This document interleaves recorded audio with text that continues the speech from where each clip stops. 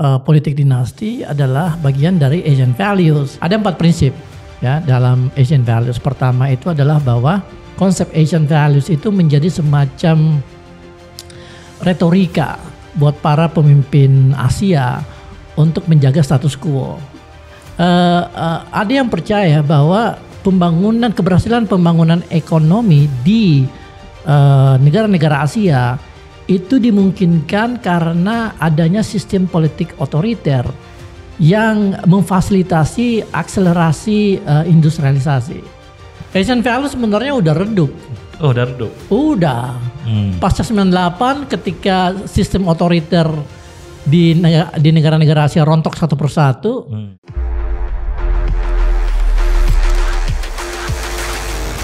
Halo sahabat OMB, obrolan wajib baru.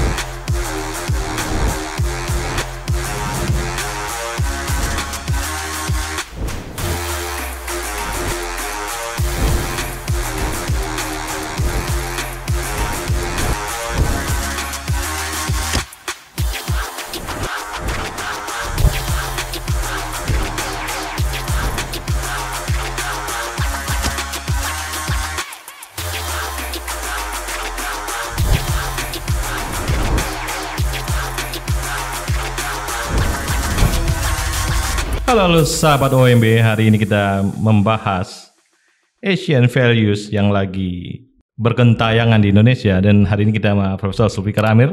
Gimana Prof, sehat nih? Alhamdulillah Bang Meldi, terima kasih udah ajakin ngobrol lagi nih. Apa sebenarnya Asian values ini? Iya, seperti kita tahu sekarang lagi viral nih ya di medsos, khususnya di Twitter. Kata Asian values, dan ini muncul dari salah satu podcast terkenal yang kemudian dikaitkan sama politik dinasti. Jadi ini menarik untuk melihat karena menurut host dari podcast itu politik dinasti adalah bagian dari Asian values gitu, ya kan? Dan statement itu mencoba membenarkan praktek politik dinasti khususnya sekarang sedang marak di Indonesia dari tingkat kabupaten, provinsi, all the way sampai tingkat pusat gitu, ya kan. Nah, jadi mungkin kita perlu bicarain sedikit mengenai latar belakang Asian values kali ya. Ini diksi ini muncul pertama apa nih di studi atau di mana munculnya? Sebenarnya Asian values itu adalah sebuah bentuk retorika budaya. Dalam arti gini, istilah ini atau konsep ini itu muncul di tahun 1990-an. Ya, yang dilontarkan oleh dua pemimpin Asia Tenggara pada saat itu. Yang pertama adalah Lee Kuan Yew, yang kedua adalah Mahathir Mohamad. Dan mereka mengeluarkan konsep Asian values untuk merespon desakan-desakan negara didaya terhadap bangsa-bangsa di Asia yang dianggap tidak mengikuti prinsip-prinsip demokrasi dan human rights atau HAM. Kita masih ingat lah ya, praktek pembangunan di zaman tahun 90-an, khususnya di Asia Tenggara, termasuk di Indonesia, itu sering dikritik sebagai praktek yang melanggar hak asasi manusia dan juga sistem politik yang tidak menerapkan prinsip-prinsip demokrasi versi Barat gitu. Dan Asian values ini muncul sebagai respon terhadap itu gitu. Ya, kalau kita lihat eksistensinya memang ada di Asia. Oke, ini agak panjang ceritanya kalau sebenarnya kalau kita mau runut lagi ya ke belakang, karena konsep Asian values ini itu dimunculkan sebagai bentuk pembenaran atas proses modernisasi dan industrialisasi di Asia yang to some extent itu berhasil. Kita lihat misalnya Jepang ya, kemudian diikuti oleh Korea Selatan, Taiwan, lalu kemudian negara-negara Asia Tenggara ya, Singapura, Thailand, Indonesia, Vietnam, dan sekarang China. Jadi ini proses modernisasi dan industrialisasi yang berhasil relatif berhasil dibanding negara-negara di wilayah lain seperti misalnya di Amerika Latin ya. Lalu kemudian di Afrika, di Timur Tengah. Jadi Asia itu adalah wilayah, satu-satunya wilayah yang berhasil melakukan industrialisasi mengikuti model bangsa-bangsa Barat, Eropa dan Amerika, tetapi kemudian tanpa menerapkan prinsip-prinsip demokrasi, politik demokrasi seperti yang dipreskripsikan oleh bangsa Barat, gitu.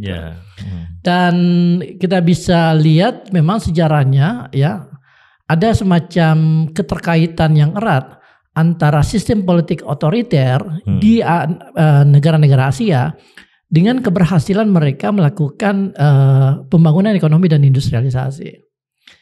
Itu bisa kita lihat di mulai Jepang ya. Lalu kemudian Korea Selatan itu kan sistem otoriter kan yang diterapkan pada saat mereka mereka melakukan industrialisasi tahap awal. Taiwan juga mengalami hal yang sama ya, sistem otoriter. Kemudian di Asia Tenggara ada Soeharto dengan rejim Orde Baru, kemudian ada Mahathir Muhammad dengan UMNO-nya, lalu kemudian ada Lee Kuan Yew dengan dengan partai politiknya PAP ya. Kemudian ada Ferdinand Marcos di Filipina. Jadi ada yang percaya bahwa keberhasilan pembangunan ekonomi di negara-negara Asia itu dimungkinkan karena adanya sistem politik otoriter yang memfasilitasi akselerasi industrialisasi, gitu. Terpimpin lah ya. Iya, jadi mereka lebih mudah melakukan percepatan pembangunan karena tidak ada semacam friksi dengan kelompok-kelompok politik yang lain. Makanya di salah satu ciri utama dari sistem politik otoriter itu adalah tidak adanya kekuatan oposisi. Ya kan, atau kalaupun ada itu tidak substansial kekuatannya gitu, ya kan. Ya di Indonesia kita tahu zamannya Orde Baru ya ada kekuatan oposisi, maksudnya partai di luar pemerintah ya. Seperti waktu itu PDI dan P3. Lalu kemudian di Singapura ada kekuatan oposisi. Termasuk juga di Malaysia dan negara-negara lain gitu. Tetapi kekuatan oposisi ini either dia bersifat simbolik atau memang dia adalah dia tidak mendapatkan dukungan yang cukup besar dari masyarakat gitu. Nah, kita geser dikit, apa hubungannya dengan politik dinasti? Oke, nah ini yang menjadi isu yang hangat gitu, karena di dalam podcast yang sedang viral itu Asian values dijadikan sebagai basis untuk menjustifikasi politik dinasti. Nah, untuk memahami ini kita harus lihat dulu apa sih itu Asian values yang diklaim oleh pemimpin-pemimpin Asia tahun 1990-an ya. Ada 4 prinsip ya dalam Asian values. Pertama itu adalah bahwa yang namanya hak asasi manusia itu tidak bersifat universal. Artinya apa yang disebutkan, apa yang kita definisikan sebagai hak asasi manusia itu sangat ditentukan oleh konteks budaya lokal, gitu ya. Jadi mereka merelativisasi makna dan cakupan dari human rights atau HAM. Yang kedua adalah bahwa di dalam Asian values individualisme itu tidak relevan. Jadi sistem politik, budaya dan ekonomi itu tidak terpusat pada kebebasan individu, tetapi terpusat pada kekuatan masyarakat yang dilihat sebagai sebuah keluarga besar. Nation as a big family istilahnya gitu ya. Jadi ketika ada satu bangsa Asia yang sedang berkembang, kekuatan-kekuatan individu itu tidak muncul, tetapi digantikan atau didominasi oleh kekuatan-kekuatan kolektif. Ini yang disebut sebagai komunitarisme atau komunalisme, ya kan? Dan prinsip yang ketiga adalah bahwa hak-hak sosial ekonomi masyarakat itu jauh lebih penting daripada hak-hak politik. Ya kan? Dan ini tentu kaitannya sama sistem otoriter. Jadi mereka mengatakan bahwa di dalam masyarakat Asia yang penting itu adalah kesejahteraan dan keadilan sosial. Ujungnya itu ya? Ujungnya itu. Tetapi kalau bicara tentang kebebasan berbicara, ya kan, itu nanti. Nanti Anda kalau sudah sejahtera baru bisa berdemokrasi. Nah seperti Anda kalau sudah mapan, sudah punya penghasilan yang cukup, baru kemudian bisa menerapkan prinsip-prinsip demokrasi liberal. Tapi kalau Anda masih lapar, jangan, bahaya itu. Nah jadi di dalam prinsip Asian values yang diterapkan oleh negara-negara Asia, ya, mereka mengejar pertumbuhan ekonomi, tetapi kemudian mengekang kebebasan berbicara, gitu. Karena dianggap tidak penting, tidak terlalu penting ketika kita bicara tentang proses pembangunan ekonomi secara keseluruhan yang akan membawa manfaat ke seluruh warga, gitu. Dan terakhir itu dalam Asian values dikatakan bahwa setiap negara itu punya hak untuk menentukan masa depan mereka sendiri. Dan karena itu tidak bisa intervensi atau dicampuri oleh negara-negara lain. Makanya di dalam perjanjian atau prinsip dalam ASEAN itu kan ada semacam konsensus di mana tidak ada satupun negara di dalam ASEAN yang bisa mencampuri urusan negara lain, gitu. Ya ASEAN gitu ya. Itu kan? Kita lihat Asia Timur, gimana dengan Asia Selatan? Ya India, Sri Lanka. Agak berbeda ya. Agak berbeda karena Asia Selatan itu punya dinamika politik yang kompleksitasnya berbeda dengan Asia Timur dan Asia Tenggara. Asia Selatan ini kan wilayah yang seluruhnya itu dijajah oleh satu bangsa, ya kan? Inggris, ya kan? Dan kemudian Inggris melakukan fragmentasi bangsa-bangsa di Asia Selatan sampai akhirnya mereka pecah, ya kan? Pasca kemerdekaan, akhirnya ya mereka saling perang satu sama lain, gitu. Kita tahu kan, Pakistan sama India, lalu kemudian dengan Bangladesh, dengan satunya lagi itu Sri Lanka, ya belum lagi yang lain gitu, Nepal dan sebagainya. Nah kalau di Asia Tenggara ini adalah wilayah yang dijajah oleh berbagai bangsa dari Eropa. Ganti-ganti ya. Ada Belanda, ada Inggris, ada Portugis, ada Perancis, ada Amerika, ada Spanyol. Jadi berbeda gitu. Jadi dinamikanya berbeda.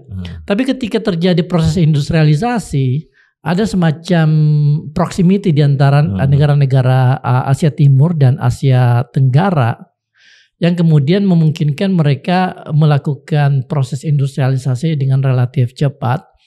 Dan konsep Asian values itu menjadi semacam retorika buat para pemimpin Asia untuk menjaga status quo.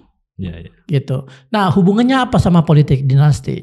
Sebenarnya tidak ada hubungan langsung. Walaupun di dalam Asian values itu dikatakan bahwa keluarga itu adalah segalanya. Tapi keluarga di sini itu mengacu masyarakat keseluruhan, bukan keluarga tertentu. Ya kan? Soeharto yang berkuasa selama 32 tahun itu hanya menerapkan mulai menunjukkan perilaku nepotis itu di akhir-akhir, ya kan? Tapi 20 tahun pertama rejim dia, kita tahu kabinet-kabinetnya Soeharto itu diisi oleh menteri-menteri yang kompeten, teknokrat-teknokrat yang mumpuni gitu. Nggak ada gitu anaknya, saudaranya, sepupunya dan sebagainya. Ya mungkin ada 1-2 hubungan ya, tetapi tidak berlaku masif yang kemudian akhirnya membentuk sebuah politik dinasti yang dominan gitu, ya kan? Nah sekarang kalau kita lihat politik dinasti yang terjadi di Indonesia yang menggejala di mana-mana dari bawah sampai ke atas. Dari desa itu ya? Kemungkinan besar akan terjadi di sebagian besar desa-desa akibat aturan baru yang memungkinkan mereka menjadi kepala desa selama berapa 16 tahun ya. Ya kan itu mudah banget untuk membentuk satu kekuatan yang akhirnya menopang dinasti politik di desa-desa. Dan ini yang terjadi di level atas dengan dinamikanya yang juga berbeda gitu. Ya kan. Tetapi kembali lagi Asian values itu nggak ada hubungannya sama politik dinasti. Tapi kemudian ketika dia dijadikan alat atau semacam pembenaran terhadap politik dinasti, itu adalah sebuah bentuk salah kaprah, sebuah bentuk salah kaprah, salah baca dan salah paham gitu mengenai nilai-nilai Asian values ini gitu, konsep Asian values ini gitu. Jadi apakah Asian value ini untuk ke depan, untuk future itu dipertahankan atau gimana? Asian values sebenarnya udah redup. Oh, udah redup. Udah. Pasca 98 ketika sistem otoriter di negara-negara Asia rontok satu persatu, udah nggak ada lagi yang punya kepentingan untuk mengatakan, oh ini Asian values gitu. Gue jangan ganggu gugat gue gitu. Kekuasaan gue bertahan lama gitu. Udah selesai. Asian values udah selesai. Digantikan nilai-nilai universal. Ya kan. Ketika negara-negara Asia mengalami demokratisasi secara liberal ya, Korea Selatan, Taiwan ya, lalu kemudian Thailand ya, walaupun Thailand juga masih bermasalah ya. Lalu kemudian Filipina, walaupun Filipina kembali lagi ke politik dinasti sekarang ya, kemudian Malaysia ya, dan Indonesia. Asian values itu sudah tidak terlalu kuat lagi untuk dijadikan pijakan dalam menjaga status quo, karena kekuasaan itu udah dibatasi oleh konstitusi pasca demokratisasi kan. Di Singapura sendiri terjadi perubahan yang cukup signifikan, walaupun perubahannya itu terjadi secara incremental, secara gradual ya, pelan-pelan. Tetapi orang udah nggak bicara lagi tentang Asian values. Ya Lee Kuan Yew sudah selesai, ya kan. Lalu kemudian anaknya pun juga kemarin ya sudah pensiun, walaupun masih bertugas sebagai senior minister, tetapi kekuasaannya sebagai state leader itu udah selesai. Nah, fenomena di Indonesia gimana? Dia akan redup sendiri atau dia malah makin kuat? Nah, kalau kita lihat kemarin apa yang viral di media sosial itu kan menunjukkan adanya upaya untuk menaikkan ini kembali gitu. Walaupun mungkin tidak secara sistematis, tetapi kalau tidak dicermati oleh kita, ya kan, dia akan menggelinding semakin besar. Ya kan?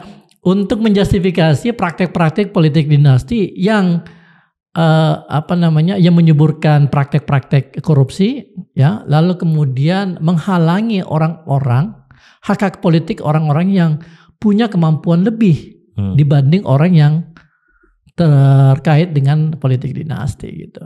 Orang yang sangat dekat dengan kekuasaan karena dinasti. Betul, betul itu kan. Jadi menurut saya ya netizen dan kita semua lah itu wajib untuk bersikap kritis terhadap retorika Asian values ini gitu. Pertama karena dia sudah tidak relevan, kedua sekarang dia dijadikan semacam instrumen diskursif untuk membenarkan praktek politik dinasti dan menormalisasi nepotisme gitu loh. Kayak gitu. Jadi kalau kita lihat sejarahnya ya Barat kan memang masuk di Asia Tenggara segala macam. Betul. Tapi dia nggak mengganggu itu ya, dibiarin aja sama dia ya. Jadi dia tidak melakukan demokratisasi, ada tapi pelan-pelan sekali. Contohnya Australia itu mengganggu Indonesia itu cuma di sedikit aja ya. Amerika juga mengganggu Indonesia juga nggak terlalu ya, sedikit aja. Termasuk juga di Singapura atau di Thailand yang dengan model itunya, dia artinya si negara-negara liberal ini, demokrasi ini, dia juga paham dengan itu. Oh iya, jadi pasca 98 ketika seluruh wilayah di Asia Timur dan Asia Tenggara itu bisa dibilang mayoritas mengalami proses demokratisasi. bangsa Barat sudah menganggap bahwa udah pekerjaan gue udah selesai gitu. Ya kan, sekarang gue pindah ke tempat lain. Akhirnya mereka pindah ke Timur Tengah. Ya kan, ngacak-ngacak wilayah itu, nyerang Irak sampai berantakan seperti sekarang atas nama demokrasi gitu ya. Nah, di Asia Tenggara sendiri kan dinamika demokrasi ini itu kan sangat sangat cepat berkembang kan. Cuma kemudian seperti yang disebutkan oleh banyak ahli-ahli politik demokrasi, yang namanya demokrasi itu tidak pernah bisa bertahan seterusnya gitu, ya kan? Akan ada satu momen di mana demokrasi itu kan mundur, itu yang disebut sebagai democratic regression, ya kan? Ini pernah terjadi di Prancis.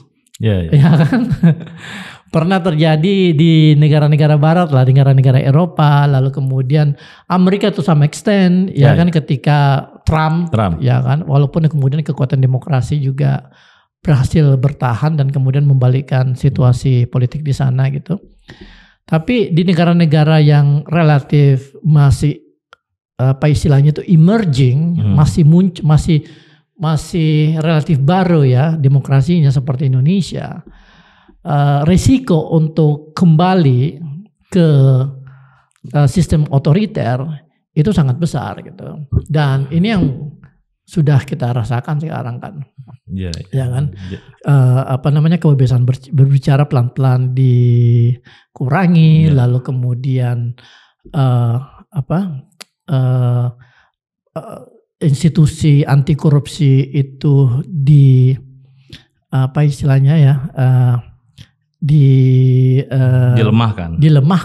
gitu, kayak gitu.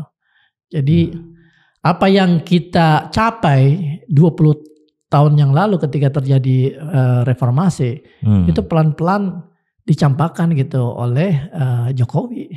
Ini sebenarnya kan ada trade off juga antara ekonomi dan demokrasi. Ini gimana kita melihatnya? Nah, itu yang sebenarnya menjadi inti argumen dari Asian values sebenarnya, ya kan. Jadi karena masyarakat Asia itu berhasil melakukan industrialisasi dan modernisasi dan akhirnya ekonomi mereka tumbuh dengan sangat cepat ya dibanding dengan pengalaman bangsa-bangsa Amerika dan Eropa. Proses ini terjadi tanpa menerapkan prinsip-prinsip demokrasi liberal, ya kan.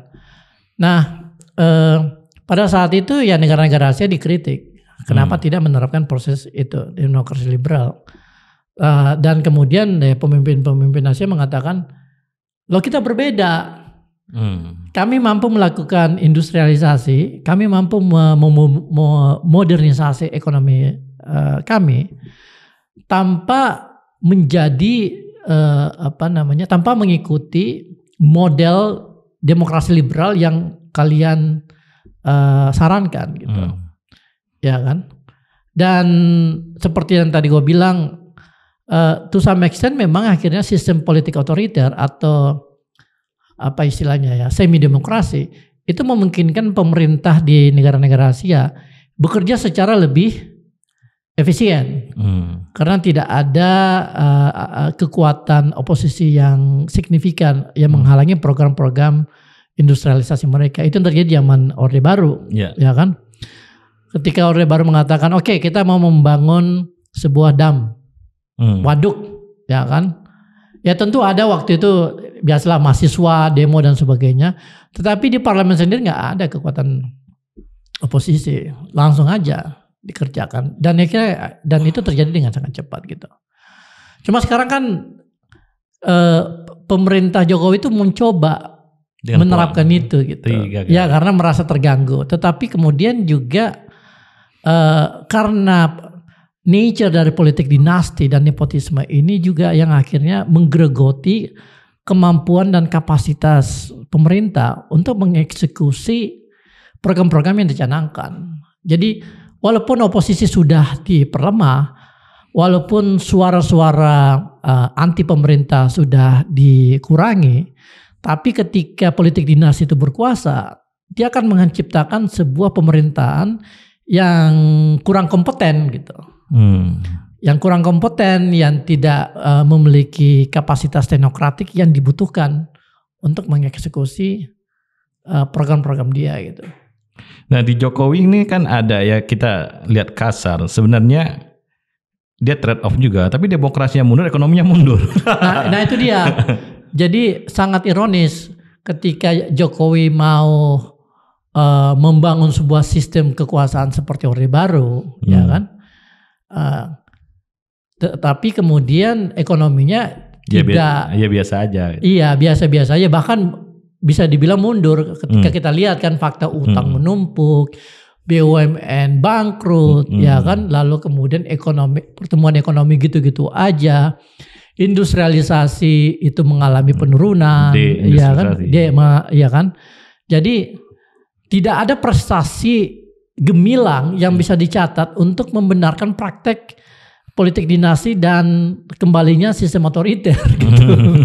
Ya kan? Ini salah konsep nih. Kalau misalnya kalau misalnya dia menerapkan atau dia berhasil menciptakan pertumbuhan ekonomi sampai 8-9% kayak di Cina, ya kan, industri kita maju dengan pesat, ya, perguruan tinggi kita itu bisa mencapai top 100 gitu di dunia gitu. Ya nggak apa-apa lah sistem otoriter.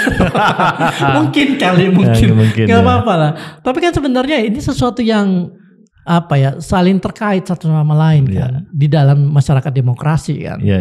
Dan kita udah terlanjur di sini gitu. Jadi lu nggak bisa kembali ke sistem lama, ya kan? Ketika ekonominya itu udah relatif liberal gitu, ya kan? Beda dengan Cina kan. Ya Cina itu punya sistem politik ekonomi yang bisa dibilang hybrid, ya kan? Di satu sisi dia menerapkan ekonomi pasar, ya kan? Tapi di sisi lain kita tahu sistem politiknya itu ya sangat autokratik, ya kan? Karena seluruh pemerintahan itu dikuasai oleh satu partai, Politburo, ya. Iya kan? Nah, tapi itu yang membuat Cina berhasil, walaupun mungkin ada beberapa ilmuwan dan pengamat yang mengatakan ya kita nggak tahu sampai kapan nih sistem politik Cina akan bertahan gitu, ya kan?